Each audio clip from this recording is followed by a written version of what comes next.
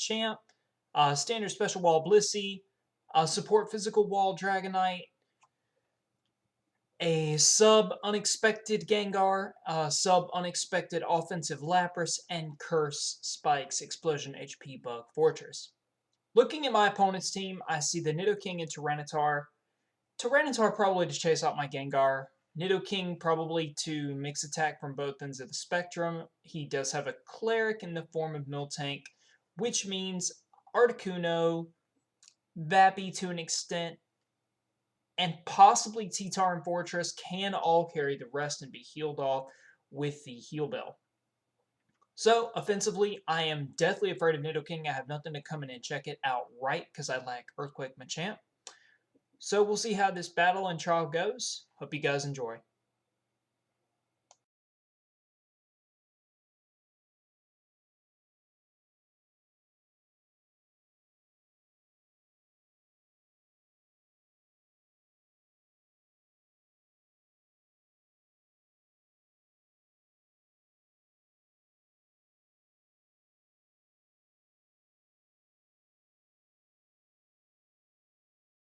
What's going on, ladies and Gentlefish? I have a Pokemon Stadium 2 OU Wi-Fi battle, and this time we are going up against a newer player called, I think he wanted me to call him Gale-tastic?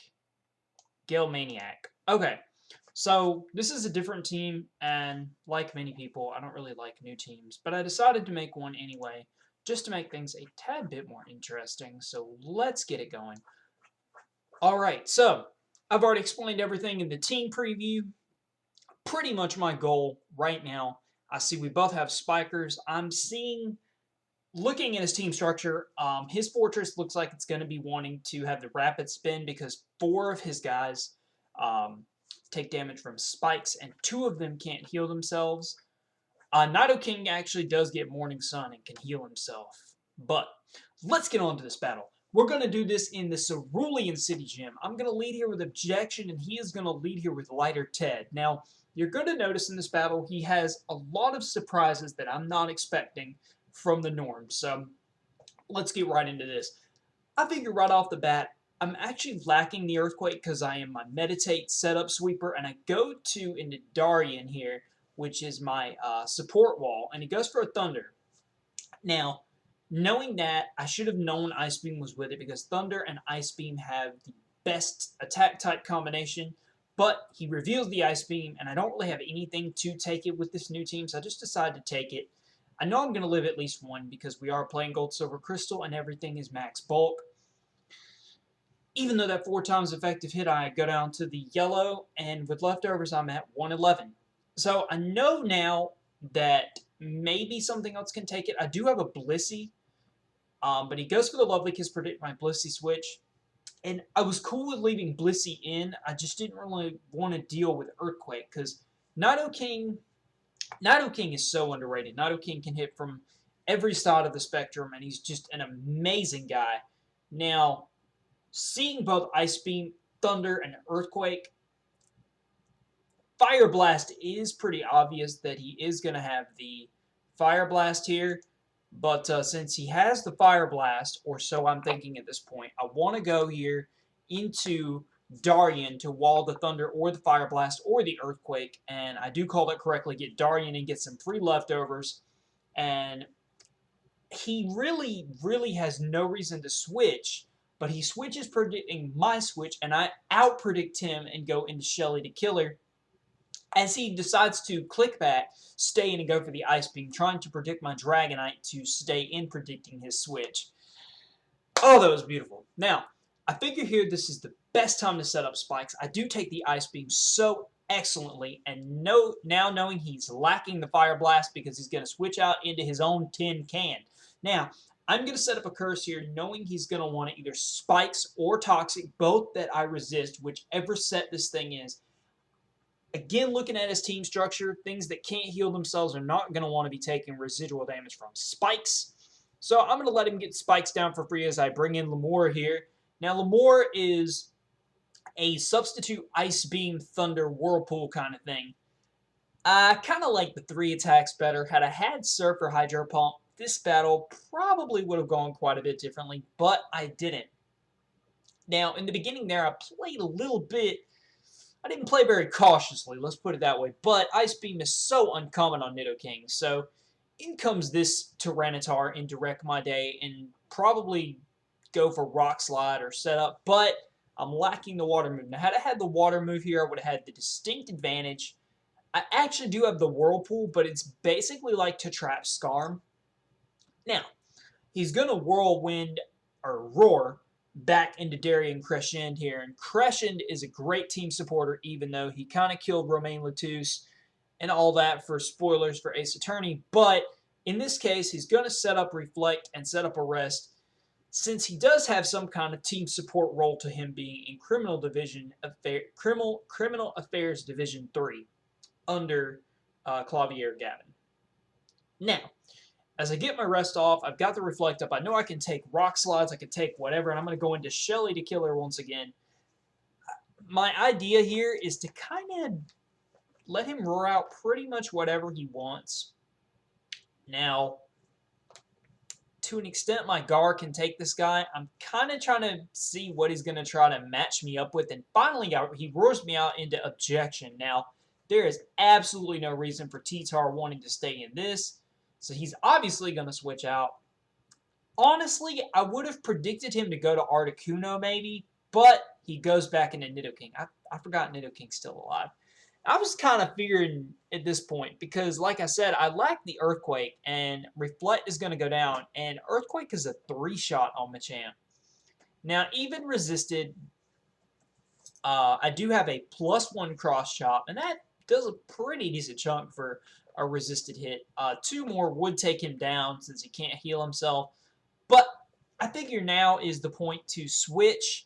Knowing another Earthquake is coming, I will go into Shelly because Shelly can take everything from Nidoking because, again, he lacks the Fire Blast. So I just decide Shelly has pretty much done its job.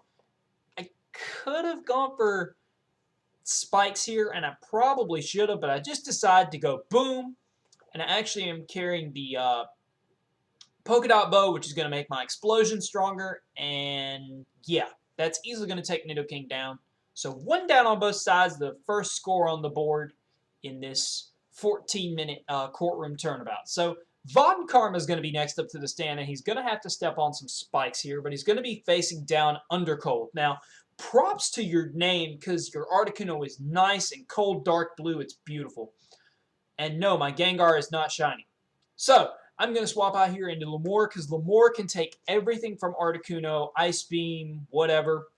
But this Articuno is actually, I find out that it's kind of a sweeper set. It actually carries the hidden power. I'm guessing Electric. Grass would work, but Quag and a few other things would want to deal rock damage to Articuno. Not exactly the kind of thing Articuno would want to be taking. So I'm going to gear toward HP Electric. Now, I actually start feeling real good right here. The HP Electric does a good chunk, but I'm going to sub, and I have 115 HP substitutes, 114 give or take.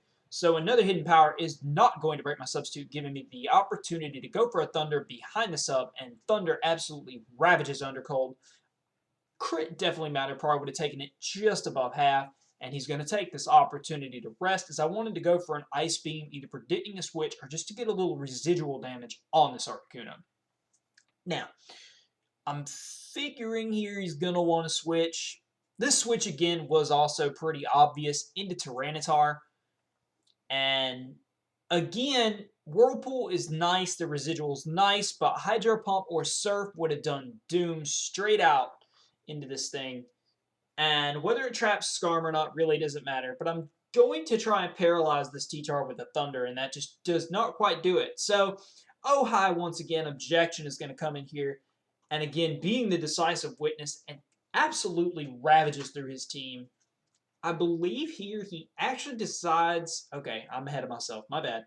I thought he was going to decide, not quite yet, but he still has this Fortress to get in my way. Now, I could probably meditate and cross-chop all over it, but I was either fearing the Toxic or Explosion, 2 things I have not seen.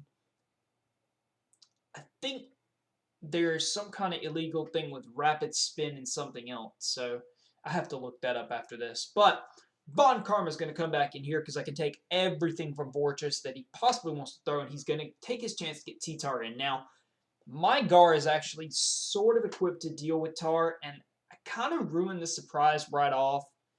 I go straight for the counter. Now, my mistake in letting him see that I had the counter. I could have kept subbing, letting him pursue until I was close to dead. He would have gone for the rock slide as he does in this current situation. Sorry, I thought the video was going quite a bit faster than it actually was. He's just going to pursue me a time or two, and I'm down to 147. Now, for some reason, I overestimate Gengar's defense, and he gets definite max damage on that rock slide. Takes me down. VonKarma's out of the picture. Again, had I subbed and played more cautiously, I could have very easily been able to take that just quite a bit better. So Objection's going to come back in here, but this is the third time I've had to step on spikes. Yes, the leftovers has gotten me to a point that I've only had to take one switch in of spikes, but I guess figuring Gengar's down, T-Tar did its job. He's going to let it go down to the cross chop. I don't know if that was a misclick. Never got to ask him. So, Tin Can is going to be the next thing up. And again, Tin Can, big deal. My main counter for it was Gar, my main switch. But now I've got Hickfield. And Hickfield, he actually spikes again. And I'm glad he made a misprediction. Had he blown up on Blissey, my idea... Okay, this whole trial is based on Lamiror's testimony, which could or could not be right. I have no decisive evidence here. So I'm just going to go back out to Lamiror. Lamiror has done her job. Going to let her be death fodder at this point. And this whole time I was looking at his HPs in his team on his switch and seeing that magic 463 Whirlpool down there. I'm like, okay, it's a Lapras. Now I got a full team preview twice. Once from the one that I made, which technically I got it once, but in the case video scenario, it's twice. So I should have known this was a Vaporeon, and it makes a big difference between being a Vaporeon and a Lapras, because Machamp could have dealt with Lapras a lot better than I could deal with Vaporeon. But you're going to see I actually come out of this quite nicely. I'm going to go into Hickfield because I can take whatever from this thing, and I see the growth. Now, I know it's going to be able to growth up against me, no problem. What my concern is, and probably what I should have done here, I went for 3. I get really unlucky here. He said that this match, shoulda maybe been mine. The thing about it is the amount of hacks here that you're going to see from me. And it's my own fault for using a attack that has 55 accuracy, but I was kind of trying to dual wield here with Hickfield. And I figured Sing was a really good support option, but you'll see here I do not get it, because had I been able to get it, I honestly think this match could have been very different, especially at this particular point of the battle where I'm trying to deal with this Vaporeon. I could have gone for Seismic Tosses, even if he does or doesn't have Rest. I don't see Acid Armor yet, so it's probably I'm thinking Growth Surf, Acid Armor, Growth Surf, Acid Armor, Rest. I take this turn to go for the Heal Bell. Go ahead and get both of my monsters back off the status that they have and give myself a chance here. But I'm going to miss Sing 4 times. It's only got 5% less accuracy than Hypnosis, yet I missed it 5 times. And then he scores a crit on Blissey with the +4 Surf. And that matters, because now I can bring in Darien, and I'm thinking, okay, if he has Ice Beam, this game is over. It really doesn't matter. But I actually outspeed, and I go for the Haze. I should have done that 10 light years earlier. But between Blissey, eventually I would have got it to sleep. Eventually. And Dragonite coming into Wallet and Haze up. I should have gone to Dragonite on the first or second. I was too scared of Ice Beam, and I misplayed that part really bad. He's going to go out to Milky Way, and I'm going to go ahead and set up Reflect here, as Milky Way is pretty much going to rely on the Body Slam stab to either paralyze something or do whatever. And I'm just going to go into Objection, because even if it's going to go for Growl or whatever it decides to do, I do have that Cross Chop, which if I score a crit, Milky Way will be out of the way, and I won't have to worry about it anymore, but I'll still have Vaporeon to contend with. Which Darien Walls. Unfortunately here, I do not get the first crit. It doesn't do enough even after Growl, and I'm actually surprised this Miltank is standing against objection here quite well. Your Miltank makes me want a Milky Way candy bar, like I'm not even lying right now. The Milky Way Midnight sounds so good right now. Oh, sorry, all you missed was a crit and me critting him, so I'm going to go down to 27, and this is going to end up mattering because now he's got Undercold, and Undercold is faster than both of my guys, and basically that's pretty much going to score at the game. Articuno is going to give him the advantage here, getting the outspeeding there. I think it would have mattered had I been able to stay at higher HP. I could have gone for Rock Slide there, and I think it would have done a pretty good chunk. Would have nearly killed him. I could have finished it with a double edge. But you're going to see here, at this amount of HP, I actually don't take an Ice Beam. I was hoping to take one, but since it is stabbed as opposed to unstabbed, I cannot take it. And that was a great game. Like I said, you know, Zand slash Galemaniac is kind of a new player to our second generation. I can see that he has a YouTube channel, but I don't think he wanted everyone knowing about it, so unfortunately the link is not in the description. I'm sure he'll be on Skype in the second generation group if you want to talk to him and battle him. He actually played really, really well. He does feel a little guilty because there was a lot of hacks in his favor, but that is how the game goes. And until next time, guys, rate, comment, sub, thumbs up, objection, and find the computer room, and we'll see you for the next battle. Oh, also, I want to give one small little shout out before this video ends. I have been teaching the one and only Lex Apnea how to play second generation, and she has her first battle up. Her first battle got like 13, 14, 15 likes in the first day, and she net subscribe changed like 17 or 18. So, as I've said, go check out both of our channels if you haven't done so already. Rate, comment, sub. Peace out, and later.